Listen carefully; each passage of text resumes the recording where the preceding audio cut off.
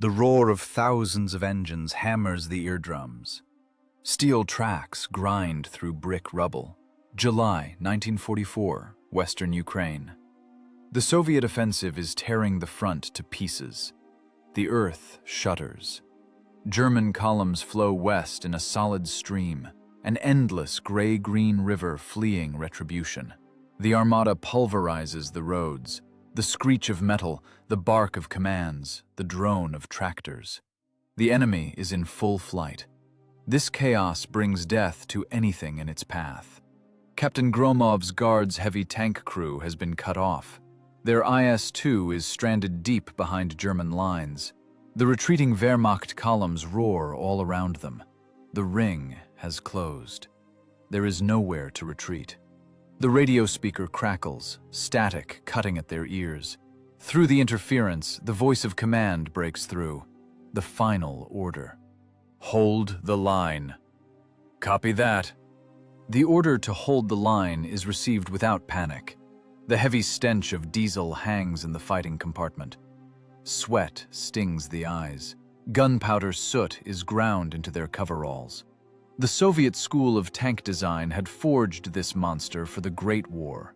46 tons of steel crave a target. A toggle switch clicks. The sharp metallic clang of the 122mm gun's breech block slams home.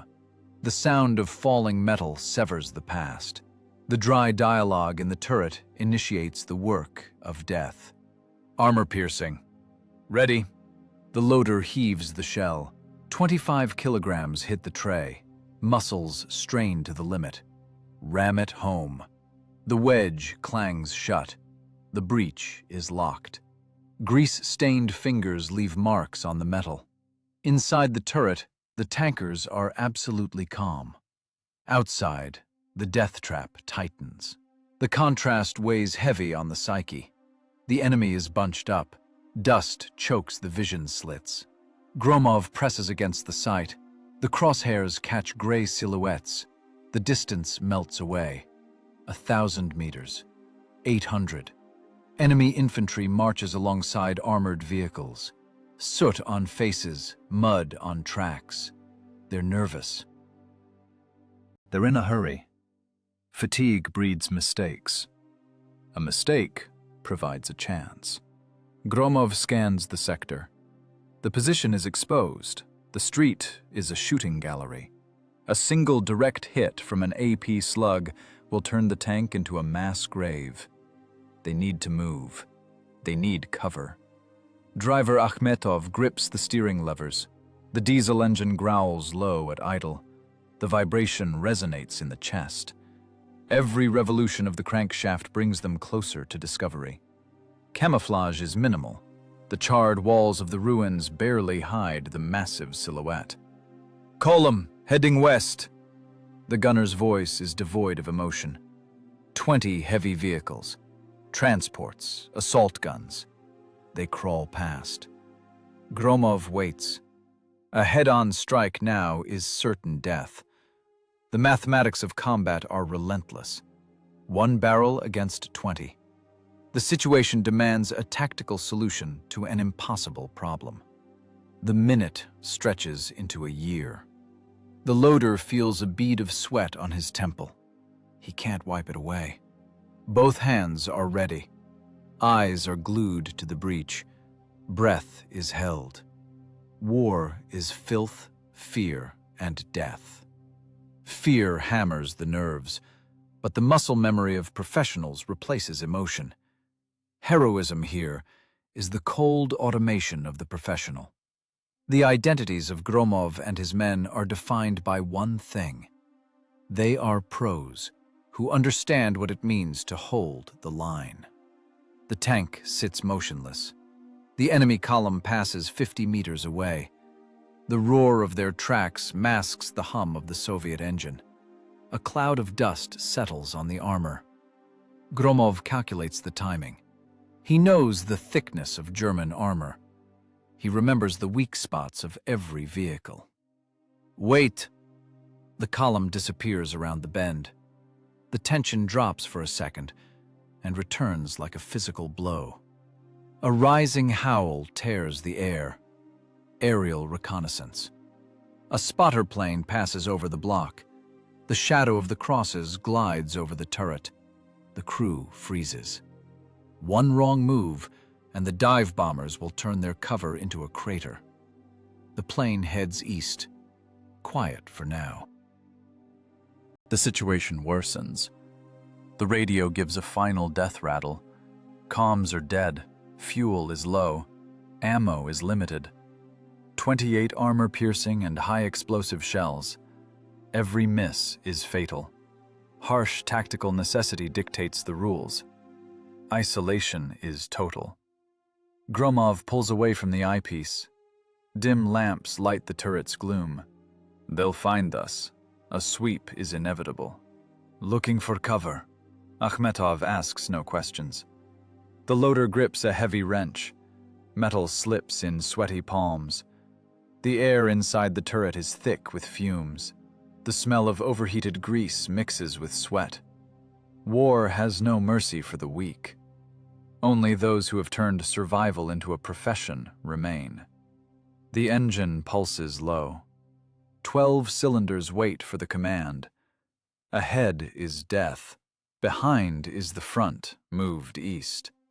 Around them is enemy land. A new sound comes from outside. Dogs barking. The Germans have released search teams.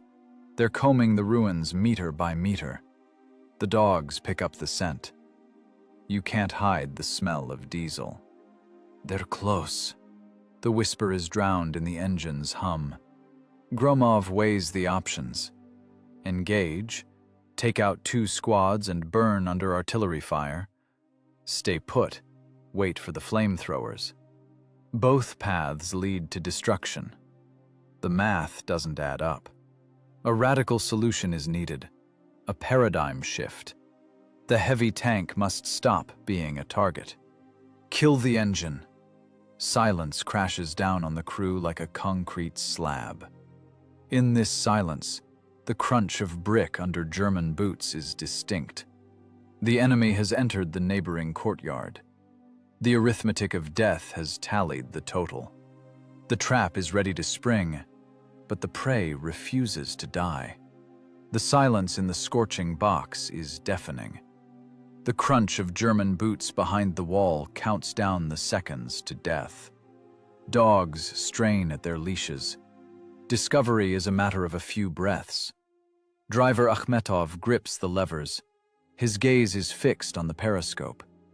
Beyond the pile of broken brick, the dark voids of an old monastery loom. Thick stone vaults. A deep cellar. The monastery, the cellar, it'll hold. Akhmetov's voice is dry. The suggestion sounds like pure madness. Driving 46 tons of Soviet steel into a cramped stone trap is a lethal risk. If the ceilings collapse, the tank becomes a steel coffin. The machine's mass will crush the old vaults. But the math of survival demands unconventional solutions. The alternative is dying where they stand under heavy artillery fire. Weight is 46 tons. The vaults are old, Gromov snaps. Entry angle is 30 degrees. The road wheels will distribute the weight. I'll make it. Do it.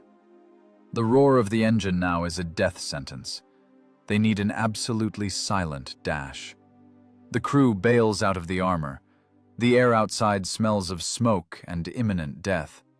The German patrol is 200 meters away. The tankers rip up tarps, gather rags, and collect scraps of old greatcoats from the ruins. The grueling, bloody work begins. The wide tracks must be wrapped in cloth. Steel must not clang against stone.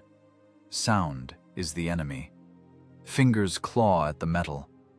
Torn fingernails bleed. Blood mixes with grease and grinds into the cracks in their skin. Every movement is calculated. Every movement brings a dull ache. The loader tears at the coarse fabric, wrapping the cold grousers of the tracks. Breath hitches. Silence presses down on their shoulders like a 1,000-ton weight. Drop a heavy wrench on the stones, and the metallic ring will kill the whole crew. Faster! Pull it tighter!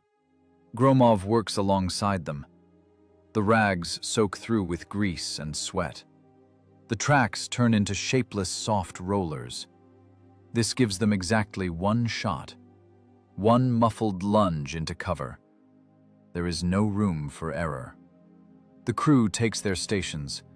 Hatches close without a clang, seating firmly against the seals. Akhmetov flips the master switch. The starter cranks the shaft. The diesel fires up with a low, muffled rumble at minimum RPM. The exhaust puffs into the air in a blue cloud, immediately dissipating in the dust of the ruins. The tank lunges forward. The wrapped tracks thump dully against the ground. The metal is silent. 46 tons slowly crawl into the monastery's doorway. Stone chips rain down on the frontal armor. Akhmetov pitches the machine down the cellar's incline. The tilt angle grows rapidly. The tracks slide on the ancient, damp stone.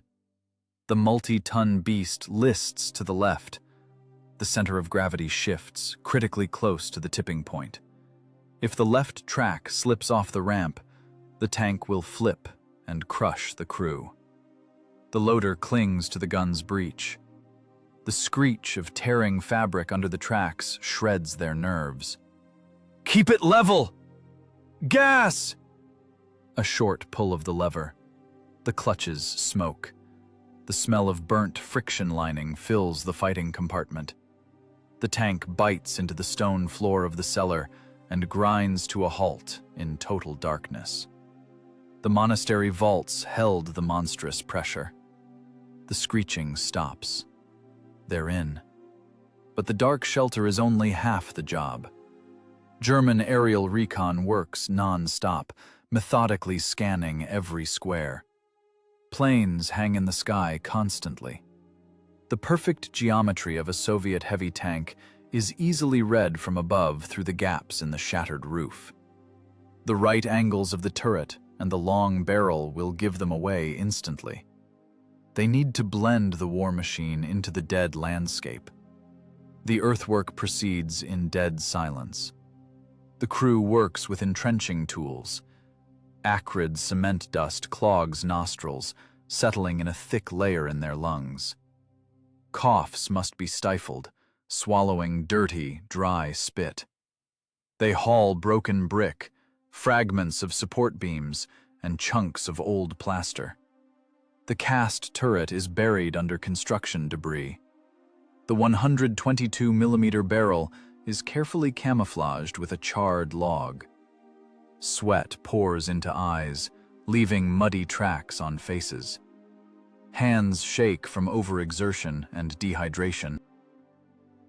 The heavy tank is methodically transformed into a shapeless hunk of dead stone. The engineering calculation is precise to the centimeter. The characteristic slopes of the armor are broken up by the heap of rubble. The silhouette vanishes completely. The machine ceases to exist visually. Gromov personally checks the firing sector. Through the breach, a stretch of road exactly 300 meters long is visible. This is the kill zone. Further out, the husks of burned trucks block the view. Closer is the dead zone. The shell must land exactly in the center of the column, creating an impassable bottleneck. Every detail of the position is designed to create maximum chaos. The enemy will be denied any room to maneuver. A steep drop to the left, a solid wall to the right. The geometry of the trap is perfect. Suddenly, the air vibrates. A familiar, heavy drone builds over the monastery. A German frame, a recon plane, banks into a sharp turn right over the ruins. The tankers freeze. The loader drops onto the broken bricks, pressing tight to the ground. The pilot drops altitude to a critical minimum. Powerful optics comb the ruins. Thick dust slowly settles in the cellar. The gaze from the heavens glides over the piles of stone, searching for unnatural shadows or the glint of metal. Hearts hammer against ribs so hard the thumping echoes in their ears. Seconds stretch into eternity. The camouflage holds. The plane gains altitude and heads west. The tank has dissolved into the ruins. The heavy IS-2 has become a ghost. But there's no relaxing. The aerial threat has passed, but the ground trap is still being set. The tank sits in the absolute darkness of the deep cellar, its long barrel aimed at the single breach in the wall. This breach opens exactly onto the main transport artery. The fire sack is prepared flawlessly. The engineering phase is complete. The crew takes their seats in the scorching box and enters wait mode. The trap is set. The hunt begins. A moonless night swallows the outlines of the shattered city. The darkness is absolute. Inside the frozen stone trap, there is a dead silence. The metal has cooled. The crew's breath settles as condensation on the gun's breech. The loader sits motionless. Fingers rest on the cold metal of a shell. The weight burns the nerves. War isn't measured in days, but in these hollow hours in the dark. The earth begins to tremble. At first, it's just a slight vibration. Fine grit rains from the ceiling onto the frontal armor. Then comes the sound, a heavy, rhythmic drone of dozens of engines. German punctuality works against them. The retreat schedule is followed strictly. A large supply column pulls into the narrow bottleneck of the street. Tractors pull AA guns. Trucks carry fuel and artillery shells. A perfect target for an ambush. Start it up. Gromov's voice is dry. Akhmetov hits the starter. The roar of the Soviet diesel is drowned out by the din of the enemy column. 46 tons of steel lurch into motion. The tank glides out from the depths of the cover to the firing line. The wide tracks, wrapped in rags, silently crush the broken brick. The giant machine emerges from the gloom. The tank's nose hangs over the edge of the breach. The gun looks directly into the flank of the passing column. Range, point blank. Exactly 50 meters. Gromov glues himself to the sight. The optics cut through the night gloom with dim silhouettes. A bloated shadow crawls into the crosshairs. A fuel tanker. The center of the march order. A hit here paralyzes movement both forward and back. High explosive. The loader rams the 25-kilogram shell into the barrel.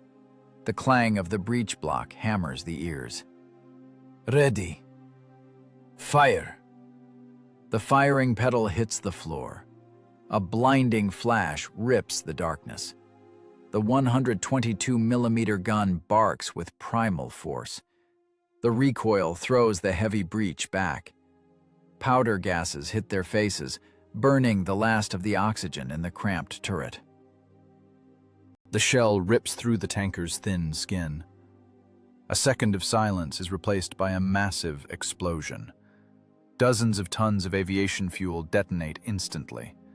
A pillar of flame surges higher than the rooftops. The shockwave levels the following trucks. A wall of fire sweeps over the infantry. The street turns into a total fire sack. Night vanishes. The blinded security detail falls into a panic. Germans scramble among the burning wrecks. Officers scream themselves hoarse, trying to restore the chain of command. Machine gunners open erratic fire in all directions. Tracers streak the sky, ricocheting off empty walls. The enemy can't see the source of the strike. The Soviet tank is hidden behind a veil of smoke and dust, merging with the blackness of the cellar. Armor-piercing, lead vehicle. The dry command cuts through the chaos inside the turret. The loader works like a piston. The spent casing clatters to the floor. A new shell hits the tray. Ram it. Fire! The shell punches through the German tractor's engine compartment. The engine disintegrates into shards of white-hot metal. The head of the column is deadlocked by the wreckage. The trap has snapped shut for good. The escape routes are cut. The heavy tank's gun fires methodically. Gromov feels neither pity nor triumph. He has a tactical objective: sector control, damage assessment, ammo conservation. Every target is chosen with mathematical precision. First, the fuel, to create an impassable barrier. Then, the tractors, to strip them of mobility. Now it's the anti-aircraft gun's turn. A single direct hit turns a quad cannon into dust along with its crew. The Germans try to organize a defense. An officer in an unbuttoned greatcoat runs into the light. He waves a parabellum, trying to rally the surviving soldiers behind the husk of a burned APC. A short burst from the coaxial machine gun cuts him off mid-sentence. His body falls into the mud. Command is lost. Privates drop their weapons and crawl into the ditches. They seek salvation from an invisible enemy that doesn't miss. The darkness of the cellar reliably hides the killer. The echo of the shots bounces through the narrow streets, disorienting the remnants of the battalion. The rhythm of destruction falters. Through the roar of the flames, the clatter of heavy tracks breaks through. A massive silhouette deploys at the rear of the column. Armored escort. A German medium tank moves out from behind the burning wrecks. The enemy commander has caught the direction of the strike. The long barrel swings toward the monastery. The turret crawls slowly, zeroing in exactly on the dark breach. The distance is minimal. A miss is impossible.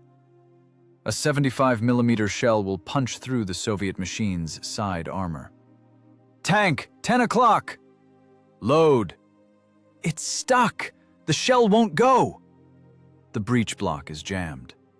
A casing misalignment. The mechanism fails at the most critical second of the fight. The German gun is looking straight into Gromov's vision slit. The enemy gunner is already squeezing the trigger. The loader grabs a heavy sledgehammer, a blow to the extractor. The metal rings. Smashed knuckles leave a bloody trail on the steel. Another furious strike. The deformed casing screeches out onto the iron floor. Armor piercing! A lunge. The shell slides into the breach.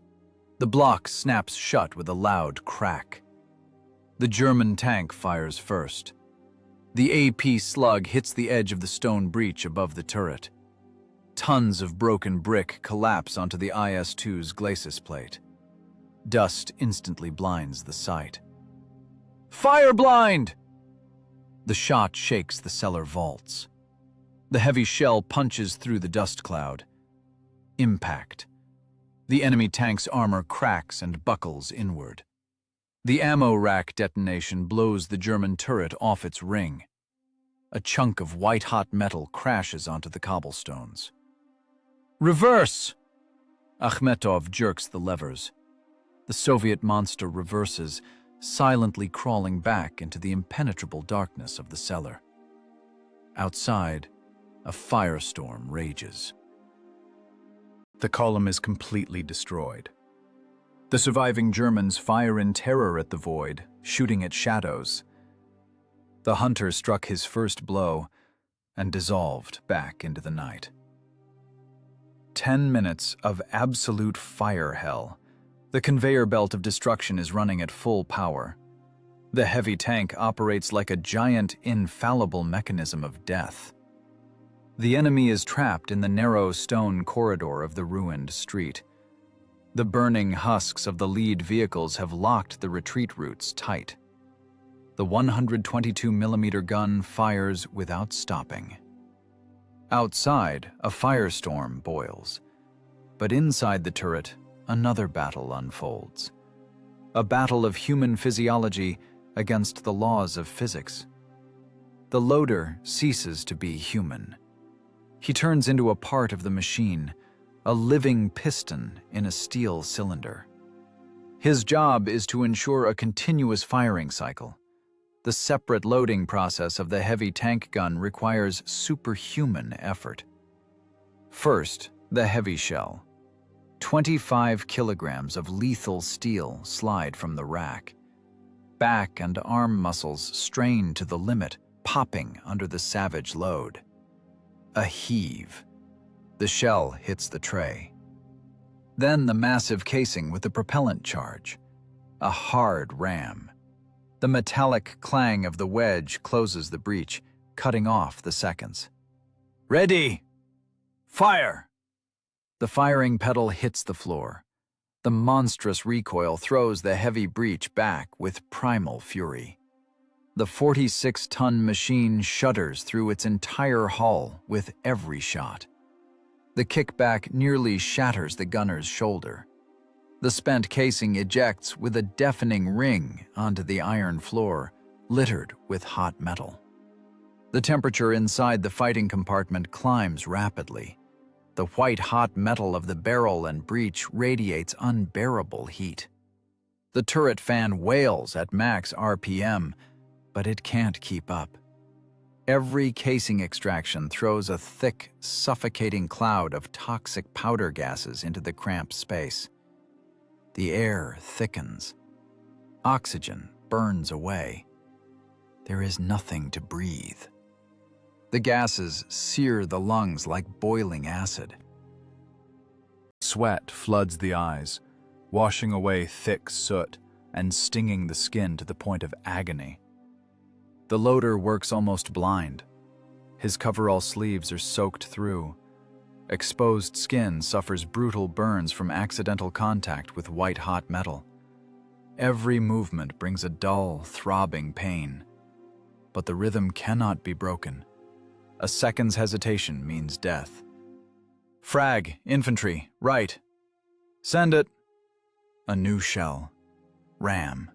Fire. The explosion tears the crowd of scrambling German soldiers to pieces.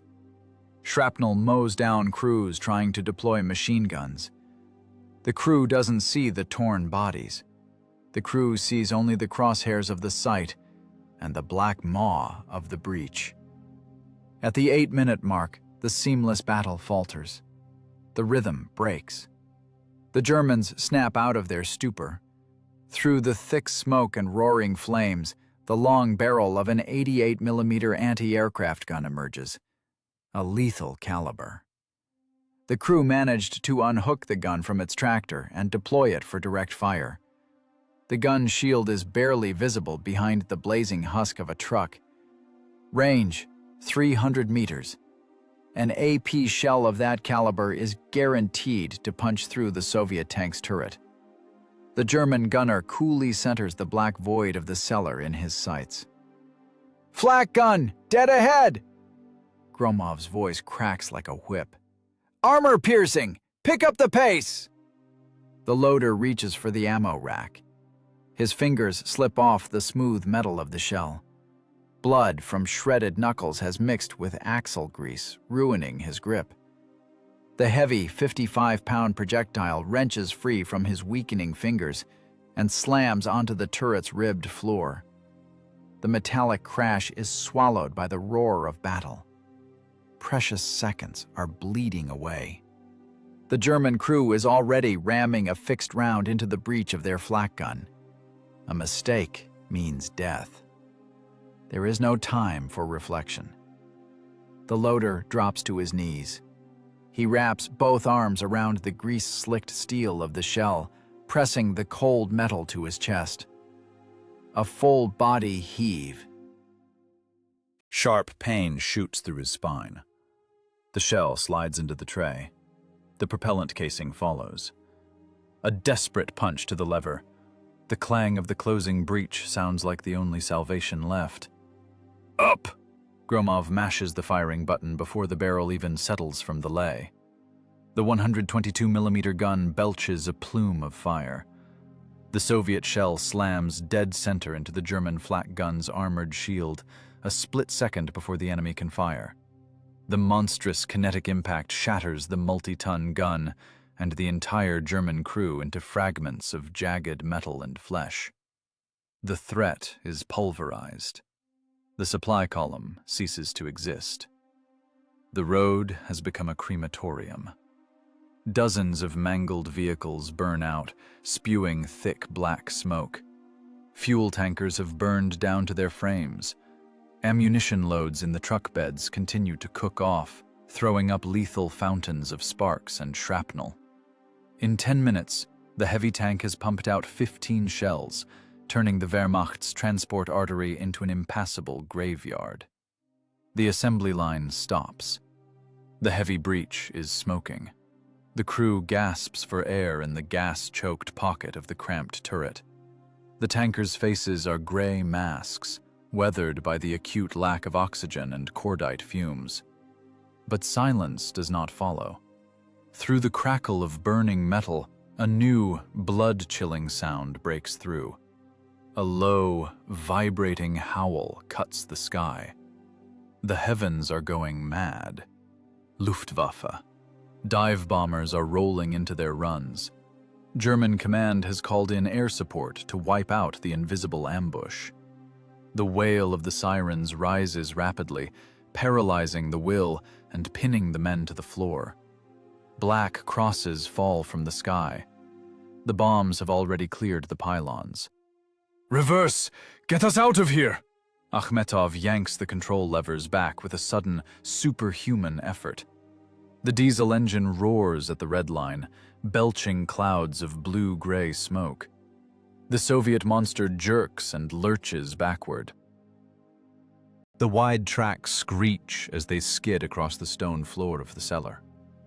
The machine crawls back into the deep, dark vaults of the old monastery, exactly 1 second before the first 500-pound high-explosive bomb smashes through the structures above the street.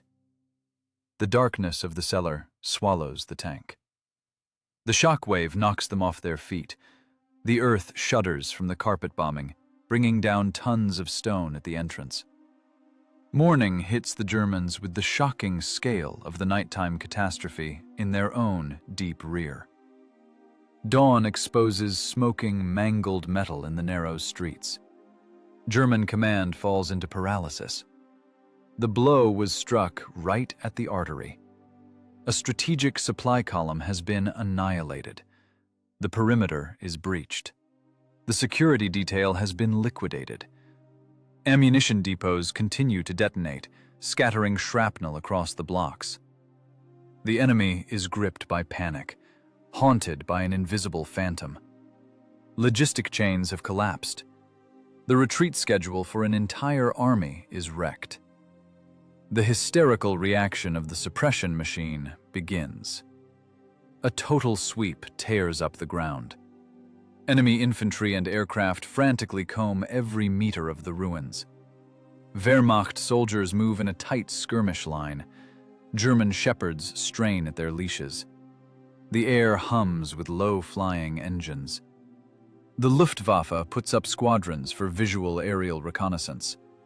They are looking for a heavy Soviet tank.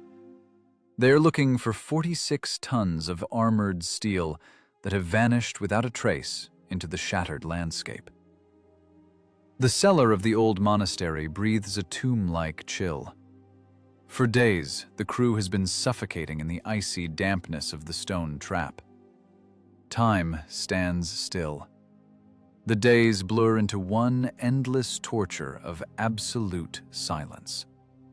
Inside the fighting compartment, the stale, poisoned air grows cold. The temperature is plummeting. The cooling mass of armor sucks the remaining heat from living bodies. Oxygen is critically low. The acrid stench of sour sweat, spilled diesel, and burnt cordite stings the throat. Every minor movement is met with a dull, pulling pain in the joints. The loader sits motionless on empty brass casings. His fingers are locked around a heavy wrench. His knuckles were ground to raw meat long ago. The blood has scabbed into a thick, black crust. War is dirty, grueling work to the point of exhaustion. A methodical hell rains down from above. Enemy aircraft begin blind carpet bombing across the sectors. Dive bombers drop 1,000-pound high explosives on adjacent blocks. The earth heaves. The cellar reels. Shock waves thud dully against the ancient stone vaults. Fine cement dust pours continuously from the ceiling. It instantly clogs the nostrils. The dust grits between teeth with every breath. They have to breathe shallowly, filtering the air through the filthy fabric of their jumpsuit collars. Coughing is strictly forbidden. One sharp sound, and the German search party above will shower the breach with anti-tank grenades. The heavy machine would instantly become a steel crematorium. Gromov stares into the pitch blackness of the turret. His face is set in a rigid mask. Water? Quarter of a canteen, at the bottom. Don't touch it. Hold it until ordered. The dialogue cuts off. A dry statement of scarcity. No complaints about thirst. The work continues in a mode of dead waiting. The engine is silent. The cooling metal of the glacis plate makes barely audible clicks. In the compressed acoustics of the cellar, these clicks lash against frayed nerves like a whip. The risk of fatal discovery hangs constantly in the air. At any second, a steel sapper probe could strike the armor plate. 800 yards away, wide tracks clank. A German armored group is methodically combing the parallel street. Low-frequency vibration is transmitted through the layers of soil directly into the belly of the Soviet tank. The driver, Akhmetov, places a bare palm on the icy steel of the bulkhead. He reads the rhythm of the enemy diesels through physical touch. He calculates the number of vehicles by the trembling of the earth. 5, 8, 10 heavy units. The hunters have picked up the scent. The enemy is pulling in assault forces to tear the Soviet crew to shreds. The professionals inside the heavy machine freeze in icy anticipation. Suddenly, the rhythm breaks. Directly above the hideout, the distinct crunch of jackboots on broken brick is heard. Enemy infantry is passing exactly over the stone vault. Abrupt commands in German sound terrifyingly close. The metallic clack of bolts being cycled is audible. The low growl of search dogs hits the eardrums. The animals catch the persistent chemical scent of machine oil. The hunting circle narrows to a 30-yard radius. Action front! Gromov silently draws his sidearm. He flicks the safety off. The loader grips a heavy steel pry bar. The driver keeps his hand on the starter button. If the vaults collapse or the enemy looks into the breach, no one is going into captivity. This is not a matter for reflection. It is the basic survival algorithm. The pressure mounts. Another series of high explosive blasts lands very close. The earth rears up. A monstrous jolt tosses the multi-ton machine on its road wheels. A sharp stone fragment strikes the commander's helmet with force. No reaction. No one allows themselves to flinch. The crew endures physical stresses beyond human limits. Their bodies are critically exhausted. Dehydration has parched their throats. Claustrophobia presses down on their psyches like a monolithic slab. The Germans begin methodically burning out the adjacent dark cellar openings with flamethrowers. The thick stench of charred organic matter and burning napalm slowly flows down the steps, irreversibly poisoning what remains of the breathable air. Suffocation squeezes the lungs. The tankers conserve every muscular effort. Hearts shift to a slow, heavy rhythm. The crew merges completely with their machine, turning into a single piece of dead metal. A mistake is out of the question. The ambush remains undetected. The beast is ready to endure the pain and the gloom, waiting for the perfect moment for a new strike. 2 weeks of nighttime terror grind the German rear into bloody pulp. 14 days without sleep. Every moonless night brings a new blow. The logic of the ambush works without a single glitch. The heavy tank rolls out of the ruins, deals crushing damage, and instantly dissolves into the gloom. Ammunition dumps go up in the air. Fuel depots turn into scorched craters. Transport hubs are paralyzed. Column movement stops. The retreat schedules for an entire German army are finally wrecked. The German infantry is broken. A primal fear of phantoms paralyzes the will. Wehrmacht soldiers flatly refuse to go out on night patrols. Officers scream themselves hoarse. Orders are ignored. The war machine is developing a serious crack due to the precise actions of a single crew. The enemy fires at every shadow. Nerves are stretched to the breaking point. Illumination flares continuously rip through the darkness. Machine gunners spray empty alleys, succumbing to mass hysteria. Chaos devours order. The desperate maneuvering of supply trains creates massive bottlenecks. Trucks collide in the dark. Prime movers crush their own infantry. The supply to frontline units ceases. Fear materializes in the form of blazing vehicle husks on the roadsides. The horror has a distinct shape. It smells of burnt diesel and charred meat. The elusive hunter methodically picks off the officer corps and destroys heavy equipment. The contrast cuts reality in half.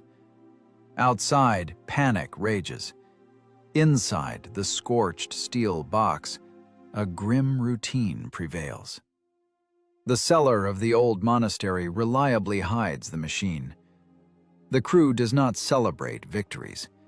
The crew performs dirty, mechanical labor. The 122mm gun requires constant maintenance. Carbon fouling eats at the barrel's rifling. Dirt inevitably leads to weapon failure. Weapon failure means the immediate death of the entire crew. There is no choice. The loader takes up the heavy steel cleaning rod. A metallic screech cuts through the stale air of the turret. The rod enters the bore with immense effort. The clang of metal on metal. The tanker's hands are covered in ingrained soot and caked blood. His back muscles seize in a painful cramp from the awkward posture. Thick grease mixes with cold sweat. The acrid smell of gun solvent hits the nostrils, making eyes water. Every movement is calculated. Every movement causes dull physical pain. Gromov sits in the commander's seat. In his hands is a greasy notebook. The dim light of a pocket flashlight catches the dry lines. A pencil leaves short marks.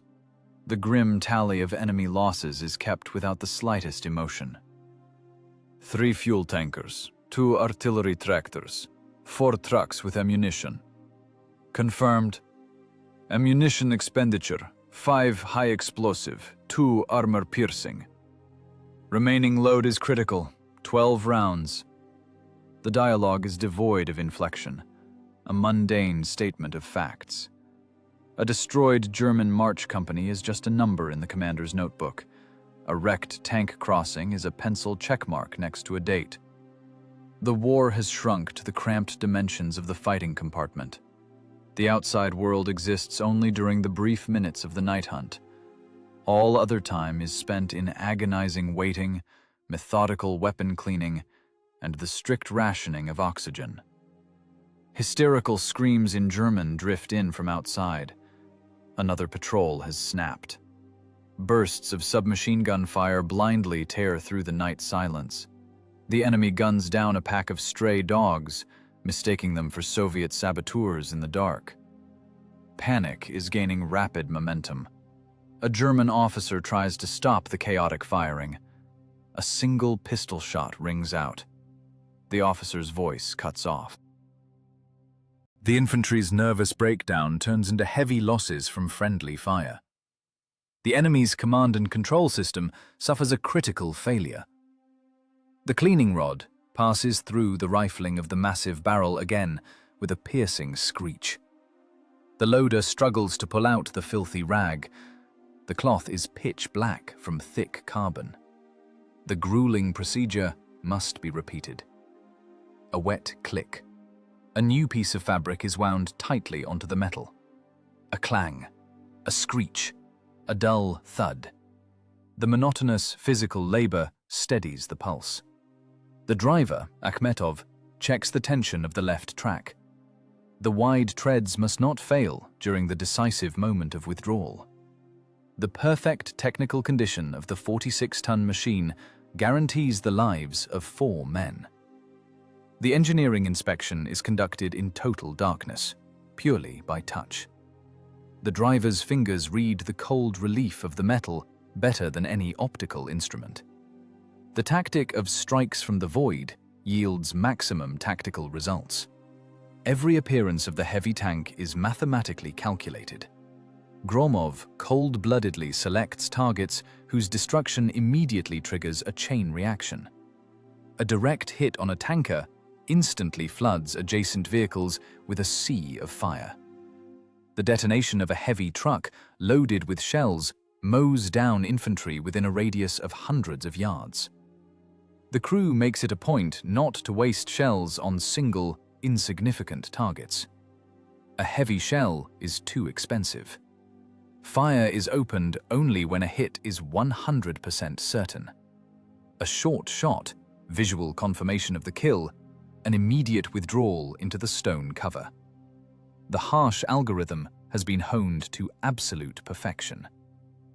German command hastily pulls its elite units into the destroyed district. Special punitive detachments. Experienced, motivated tank hunters.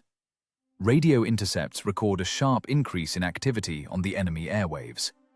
The enemy is fundamentally changing tactics. Blind area bombing gives way to a methodical, dense combing of every square meter of the city ruins. The steel search ring is closing in inevitably. Around the ruins of the old monastery, the number of armed checkpoints grows rapidly. The heavy throb of enemy tank engines sounds closer and more distinct. The Wehrmacht's suppression machine prepares the final execution of the defiant ruins. The loader breathes heavily as he finishes the cleaning. The heavy wedge breech closes with a dull metallic thud. The gun is ready for battle once more. The mechanism is liberally greased. The barrel's rifling is perfectly clean. Gromov silently closes his greasy notebook. A sulfur match flares brightly for a single second, destroying the pages filled with coordinates and calculations. Gray ash falls noiselessly onto the ribbed iron floor. Leaving secret documents for the enemy is strictly forbidden by regulations. Preparation is complete. The tankers silently take their stations. The grueling wait resumes. The icy silence in the deep cellar becomes thick. Tension hangs heavily in the stale air like a dense suspension. The rhythm of the crew's breathing synchronizes with the rare drips of groundwater hitting the stone floor. The ambush is ready for a new, rapid strike. The slightest inaccuracy will shatter the fragile balance between life and death. The perfect mechanism breaks on a tiny detail. The price of a single mistake in war is always measured in human lives. The perfect rhythm of the night hunt is cut short suddenly. Dawn exposes a treacherous trail on the cold ground. During the last stealthy withdrawal, the heavy Soviet tank's wide track tore away the thick camouflage netting. An exposed steel tread crunched into the raw clay right in front of the entrance to the dark stone cellar. The fresh cut in the soil stands out sharply against the gray cement dust. A smooth, deep furrow breaks the natural geometry of the debris. This short scar betrays the position of the deadly trap. The laws of war do not forgive the slightest oversight. The optical illusion is shattered. A German search patrol does not miss this visual anomaly. The experienced eye of an enemy sapper instantly catches the unnatural break in the terrain. The cause is found. Action follows immediately. The sapper snaps his hand up. The lead platoon stops dead in its tracks. A short, guttural command in German cuts through the morning silence. The dogs pick up the persistent scent of spilled machine oil and burnt cordite. Hunter and prey instantly swap roles. The steel ring of the German punitive group snaps shut, lightning fast. The enemy no longer flails in blind panic. The chaos of the night terror is replaced by the cold, methodical order of total annihilation. Wehrmacht command pulls all available reserves into the shattered grid square. The air begins to vibrate heavily with a rising, low-frequency hum. The enemy brings up heavy artillery. Dozens of assault tanks crawl onto firing lines from behind the burnt-out husks of trucks. Wide tracks grind the cobblestones and broken brick with a deafening screech. Enemy armored vehicles take up positions on all adjacent streets. They completely seal off any possible escape routes. The long barrels of 75mm tank guns traverse in unison toward the old monastery. Heavy half-track tractors roll massive 88mm anti-aircraft guns into direct fire positions. The lethal, large-caliber barrels take the ruins into a continuous crosshair. The ring of encirclement becomes absolutely monolithic. The German suppression machine prepares the final execution of the defiant ruins. Inside the scorched steel box, the crew clearly hears every movement of the enemy. The acoustics of the deep stone cellar amplify the metallic clank of German gun breeches many times over. The vibration of the frozen earth is transmitted through the thick armor plates directly into the tensed bodies of the tankers. Gromov presses his eye to the narrow slit of the periscope. The optics show a dense forest of enemy barrels. They are aimed precisely at the black void of the cellar window. Illusions no longer exist. The mathematics of battle delivers a final, harsh verdict. 4 exhausted men against an entire armored armada. There is nowhere to retreat. The stone trap has turned into a death trap. The crew meets the approaching end with clear eyes. The psychology of a cornered beast is completely suppressed by the icy calm of professionals. No regrets, no reflection. Fear burned out long ago, along with the oxygen in the cramped turret. All that remains is the naked, brutal mechanics of survival and the drive to inflict maximum damage on the enemy. The sharp transition to the action of despair occurs without a single wasted movement. The commander pulls away from the sight. A heavy gaze sweeps across the cramped fighting compartment. "We've been burned. The ring is closed." Gromov's voice is bone dry. It is devoid of any inflection, a hard statement of fact. "Remaining ammunition?" The loader rasps through a parched throat. His fingers count the heavy steel cylinders in the emptying ammo rack. 3 armor-piercing, 2 high-explosive. The silent distribution of the final shells begins. Every shot is now worth more than their own lives. The loader heaves the first 55-pound armor-piercing shell with immense effort. His back muscles seize in a sharp cramp. His hands shake uncontrollably from extreme exhaustion. His fingers, coated in a thick layer of caked blood and axle grease, slide over the cold metal. A desperate lunge. The shell lands heavily on the loading tray. The propellant casing follows. A hard punch to the lever. The short, dry click of the wedge breech sounds in the dead silence of the turret. The 122mm gun is ready to take its final stand. Driver Akhmetov has a death grip on the steering levers. The diesel engine is silent, conserving every precious drop of fuel. The silence is a physical weight on their eardrums. Outside, the drone of German engines swells. A Wehrmacht assault group is revving for a coordinated thrust. The enemy isn't going to risk their infantry in dark basements. They'll just hammer the old stone vaults into rubble with direct fire from dozens of guns. They're going to bury the Soviet machine under hundreds of tons of shattered brick and concrete. Guns hot! Brace for impact. The intercom chatter cuts out. The men become extensions of their steel beast. Breathing slows to a crawl. Eyes are locked onto the optics. Despair hardens into the razor-sharp focus of combat rage. They know for a fact they're going to die here. The thought doesn't spark panic. It only fuels a cold, hard urge to take as much enemy steel to the grave with them as possible. The heavy tank sits motionless before its final leap. The spring of the death trap is coiled to the breaking point. The first heavy 88mm shell slams into the facade of the old monastery. The impact shakes the earth.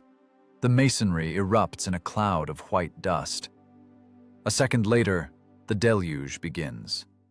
Dozens of German guns open up with rapid, direct fire. The enemy is methodically grinding the cover into powder. Heavy, armor-piercing rounds and high-explosive shells tear the ancient walls to shreds.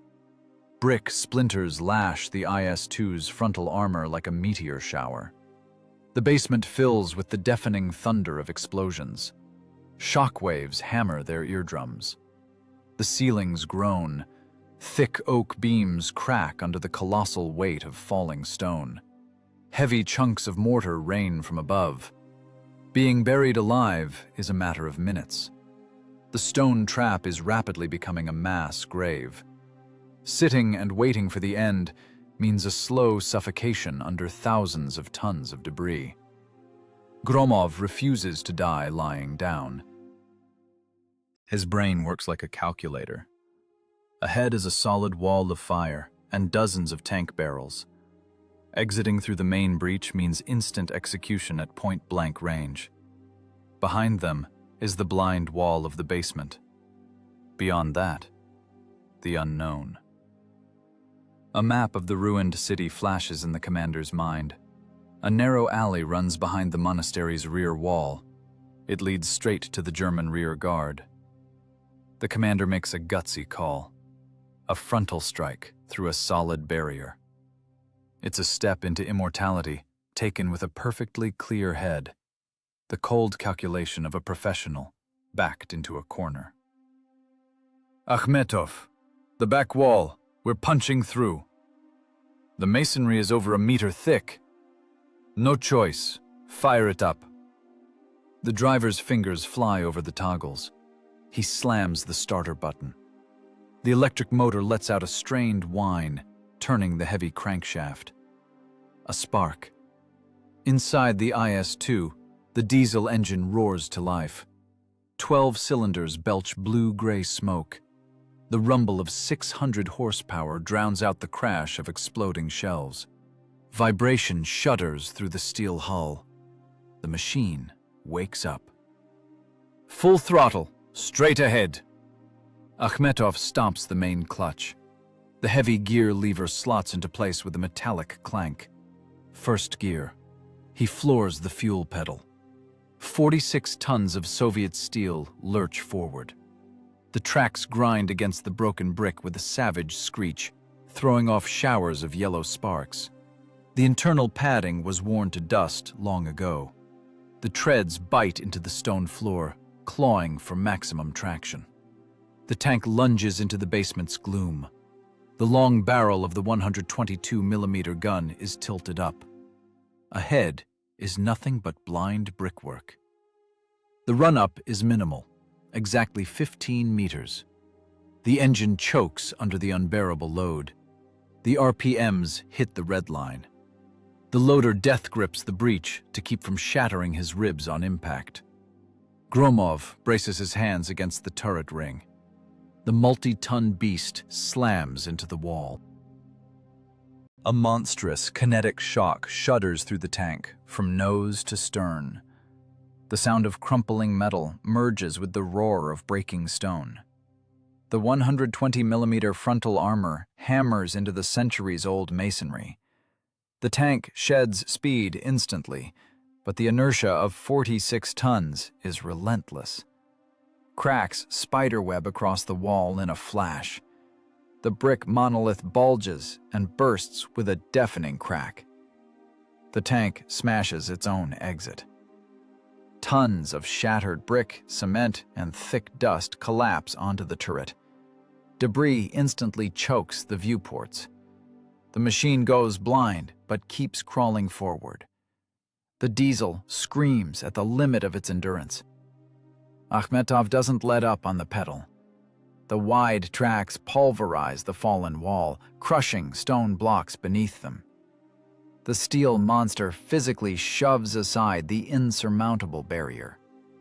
German guns are still grinding the facade into dust, shelling an empty space. The enemy wastes hundreds of heavy rounds destroying stone. Meanwhile, the battle-scarred IS-2 gnaws its way into the dark. Long tongues of flame spit from the exhaust pipes. The air intakes are clogged with cement grit. The engine gasps for oxygen, but drags the machine through the rubble. A jolt, a screech, a powerful lurch. The barrier is breached. The frontal plate spills out into a thick cloud of gray dust on the other side of the monastery. The tank erupts from the stone trap. The backyard is completely clear of German assault guns. The snare is behind them. Raw kinetic force has torn the engineering trap apart. The crew is battered and concussed, but alive. Thick blood leaks from split lips, dripping onto filthy, sweat-soaked coveralls. Breath comes in ragged wheezes from scorched lungs. Gromov gives them no time to breathe. The breakout was only phase 1. Now comes the kill. They've emerged directly into the exposed rear of the German assault group. The enemy guns are facing the other way, staring intently at the collapsing monastery facade. The German tank's rear armor is completely vulnerable. The air inside the turret is thick with suspended cement dust. The exhaust fan groans under the strain. The loader spits out grimy saliva. Every breath cuts his throat. The driver doesn't take his bloodshot eyes off the narrow vision slit. The glass is a spiderweb of deep scratches from stone chips. Visibility is near zero. But Akhmetov drives on instinct. Armor piercing. Up! Target, the rear tank. The enemy is confident in their safety. They're waiting for visual confirmation that the Soviet ambush is dead. They don't know that death has punched through the wall and is standing right behind them. The heavy breech blocks clank, ramming a 25-kilogram steel slug home. The hunt shifts to point-blank extermination. The momentum of the breakout merges with the cold calculation of the coming slaughter. The steel avalanche is ready to strike the superior force in the back. A steel wedge rips through the dense cloud of cement dust. 46 tons of Soviet fury burst from the ruined wall, right behind the German assault group. The enemy is completely blinded by their own firepower. Dozens of barrels continue to methodically shell the empty facade, oblivious to the death at their backs. The muffled roar of 600 horsepower is totally lost in the continuous thunder of their own guns. No one looks back. The firing schedule is followed pedantically. It's a perfect setup for an execution. The trap has been turned inside out. Fire! Gromov doesn't raise his voice. The firing pedal hits the floor. The 122mm gun barks with monstrous power. Range, exactly 20 meters. The 25-kilogram AP slug punches through the thin rear armor of a German medium tank like it isn't there. The enemy engine is blown to splinters. The ammo rack cooks off, instantly blowing the turret clean off its ring. The multi-ton chunk of steel flies high into the air and crashes down onto a nearby APC with a savage thud, crushing the crew. The Soviet steel avalanche slams into the unprotected rear ranks with a metallic roar. A total breakdown in command sets in instantly. German infantry spin around in animal terror at the explosion. They see a giant, riddled monster spitting fire in the very heart of their formation. The Wehrmacht airwaves explode with frantic cries for help. Officers scream themselves hoarse trying to traverse their guns, but in the tight city streets, the long barrels are clumsy. They snag on building corners, smash brickwork, and bang against the hulls of their own vehicles. Chaos multiplies exponentially. AP right 30! Up! The loader heaves a new shell into the glowing breach. His breath is long gone. His hands move on pure muscle memory. The breech block slams shut. The point-blank shot literally erases the casemate of a German self-propelled gun. The close-quarters tank battle instantly turns into an uncontrolled, bloody meat grinder. The range drops to 0. There's no room left to maneuver. Only raw kinetic force remains. Akhmetov, ramming speed! Hit him in the flank! The driver hauls back on the heavy levers. The heavy tank surges forward. A half-track packed with infantry scurries through the smoke ahead. The impact of the solid frontal armor crumples the thin German metal like wet paper. A horrific, nerve-shredding screech of mangled machinery fills the air. The wide tracks ruthlessly chew up the wreckage. The crunch of German metal under the massive treads merges with the screams of the crushed squad. Fountains of sparks from tearing steel fly in every direction. The air is thick with the smell of hot iron, burnt oil, and spilled blood. This is the steel grater of contact combat. The Germans snap out of it. The crews who manage to swing their turrets around open up with rapid, direct fire. It's point-blank range. Missing is impossible. 75mm AP slugs scream as they hammer the Soviet tank's frontal armor. A hit. Another terrifying impact. The ring of direct ricochets physically sears their eardrums. Showers of blinding sparks flood the narrow optics. Inside the turret, it's absolute, unmitigated hell. Red-hot spall flakes off the interior walls from the monstrous impacts. Searing fragments ruthlessly lash the tankers' faces.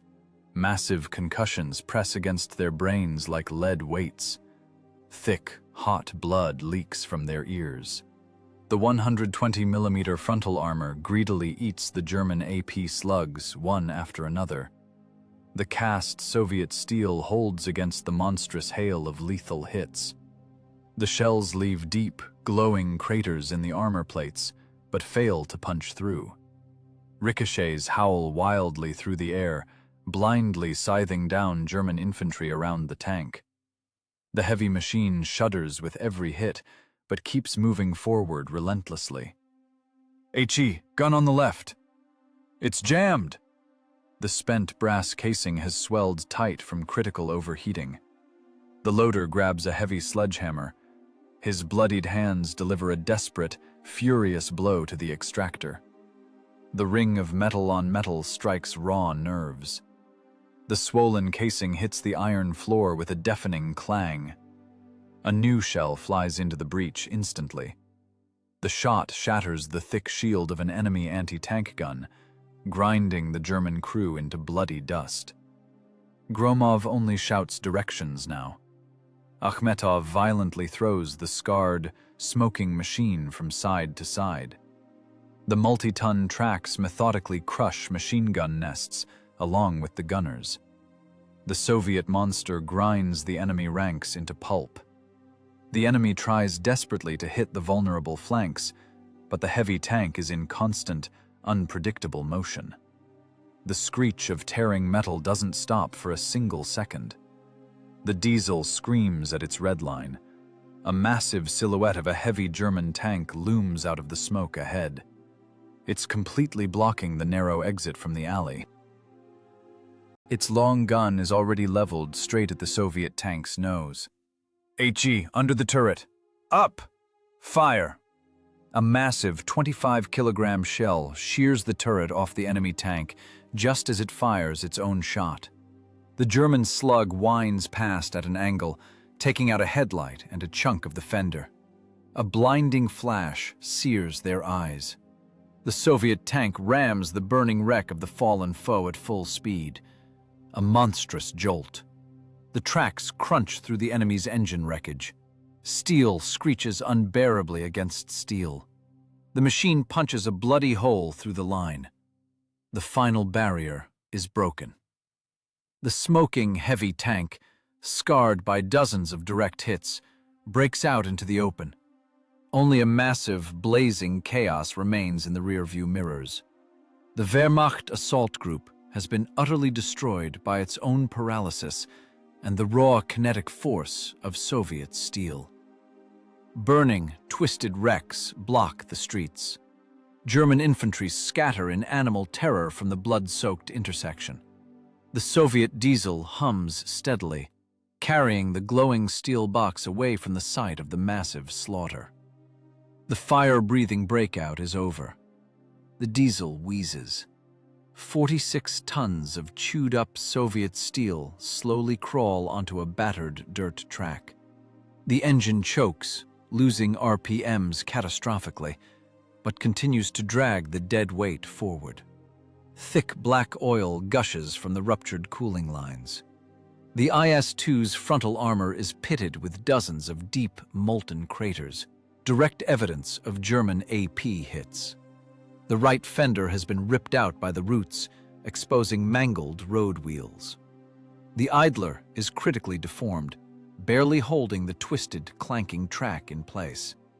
The heavy machine looks like a hunk of cooled, gutted volcanic slag, but it keeps moving. 4 men sit inside the glowing steel box. Their faces have become impenetrable black masks. Layers of stubborn soot, cement dust, and dried blood completely hide their human features. Their coveralls are stiff with sweat, acrid motor oil, and cordite. Breathing is a monumental effort. Their lungs are scorched by toxic fumes. Every tiny movement is met with a dull ache in torn muscle fibers. A line of fresh trenches emerges through the morning mist ahead, the forward positions of the Soviet infantry. In the trenches, anti-tank rifle bolts clatter instantly. Nerves on the front line are stretched to the breaking point.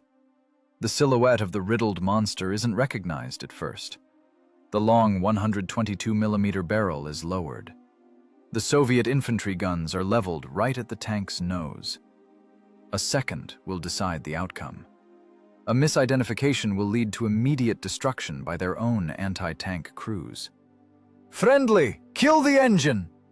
Gromov's voice sounds like rusted metal on glass. Akhmetov cuts the fuel. The tank shudders and goes still.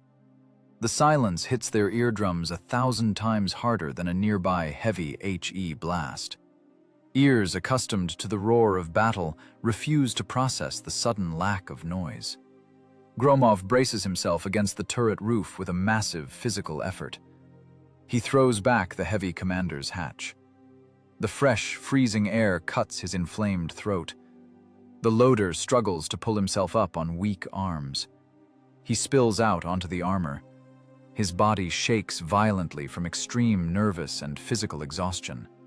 His knuckles are skinned to the bone. He just lies on the filthy, cooling metal of the turret, greedily gulping down oxygen. Loss of radio contact. Unauthorized abandonment of original firing positions. engaging in active combat deep in the enemy rear without a confirmed order. By the harsh laws of wartime, this relentless math means one thing: a tribunal. Execution before the ranks for insubordination and loss of control. Gromov knows the brutal regulations by heart. He is fully prepared for immediate arrest.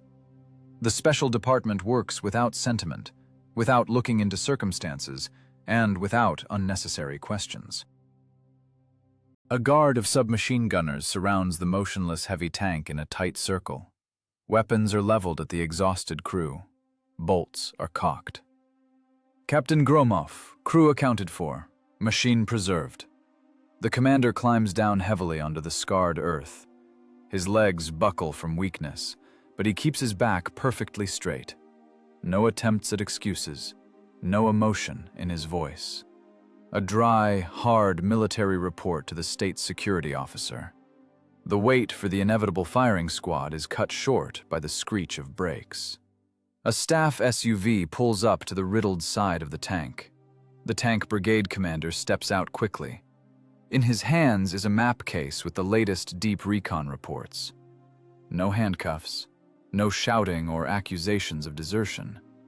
The general takes in the catastrophic state of the machine and the appearance of the crew with one sharp, professional glance. "Was that your work in Grid 42? "Yes, sir. You tied down an enemy mechanized group.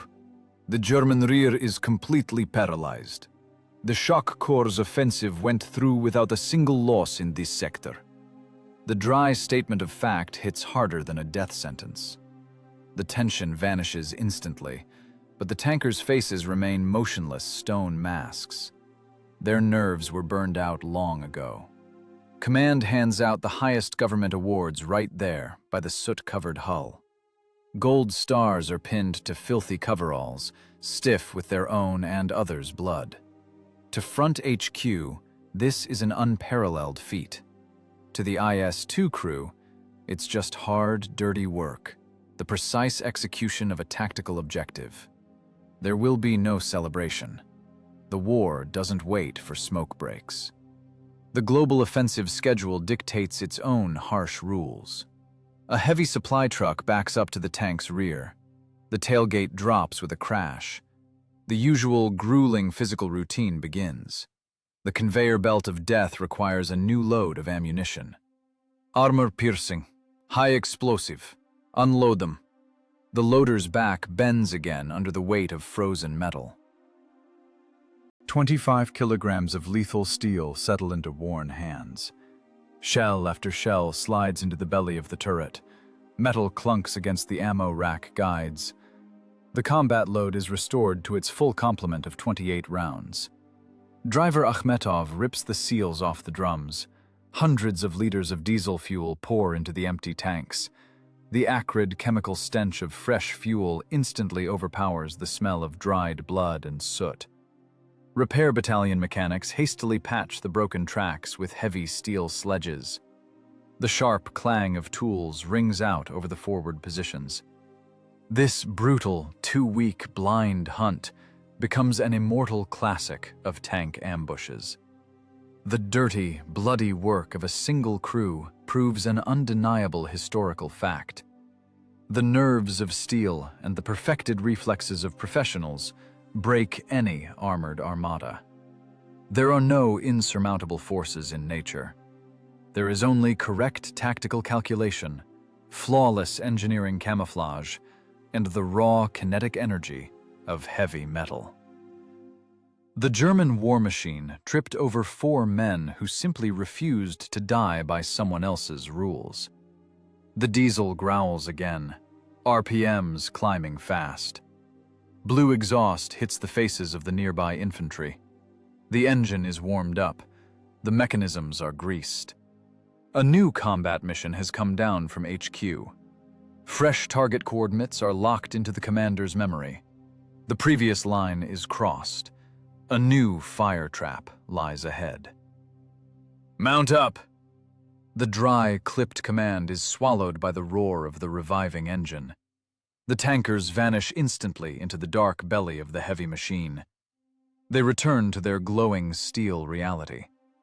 The short metallic clank of the heavy hatch closing cuts them off from the world outside.